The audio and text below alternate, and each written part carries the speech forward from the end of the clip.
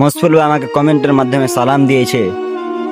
আসসালামু আলাইকুম দাদা, ভালো আছেন? দাদা, যদি আমার মেসেজটা তুমি দেখে থাকলে অবশ্যই রিপ্লাই করে শায়রি বানাবে, অবশ্যই। ওয়ালাইকুম আসসালাম মসফুল ভাই, তোমার জন্য এটি শায়রি বানাইলাম।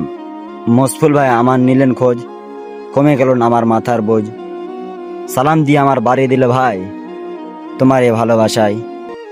কমেন্টে তোমার মিষ্টি কথা জুড়াল আমার মনের ব্যথা।